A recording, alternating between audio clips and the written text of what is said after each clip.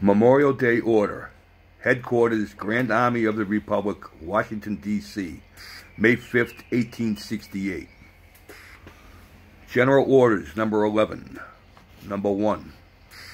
The 30th day of May, 1868, is designated for the purpose of strewing with flowers or otherwise decorating the graves of comrades who died in defense of their country during the late rebellion and whose bodies now lie in almost every city, village, and hamlet churchyard in the land. In this observance, no form or ceremony is prescribed, but post and comrades will in their own way arrange such fitting services and testimonials of respect as circumstances may permit. We are organized, comrades, as our regulations tell us, for the purpose, among other things, of preserving and strengthening those kind and fraternal feelings which have bound together the soldiers, sailors, and marines who united to suppress the late rebellion.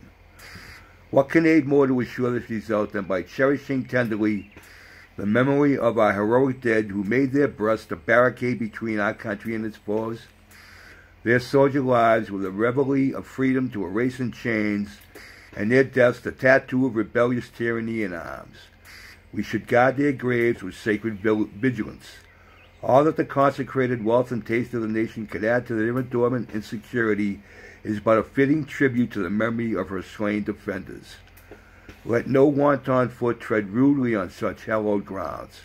Let pleasant paths invite the coming and going of reverent visitors and fond mourners. Let no vandalism of avarice or neglects, no ravages of time, testify to the present or to the coming generations that we have forgotten as a people at the cost of a free and undivided republic. If other eyes grow dull and other hands slack and other hearts cold in the solemn trust, I shall keep it as long as the light and warmth of life remains in us. Let us then, at the time appointed, gather round the sacred remains and garlands and passionless mounds above them with choicest flowers of springtime.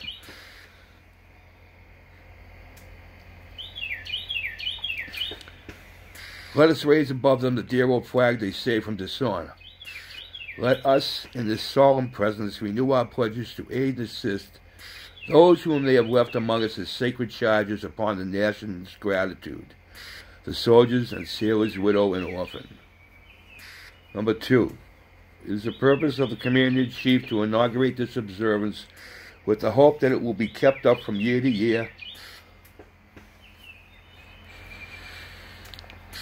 while a survivor of the war remains to honor the memory of his departed comrades. He earnestly desires the public press to call attention to this order and lend its friendly aid in bringing it to the notice of comrades in all parts of the country in time for simultaneous compliance therewith. Number 3. Department commanders will use every effort to make this order effective. By command of John A. Logan, Commander-in-Chief.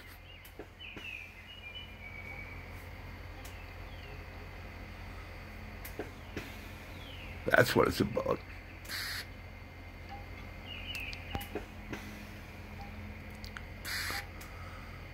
Those 2 flags are one from my dad and one from my wife's father, who both served their country.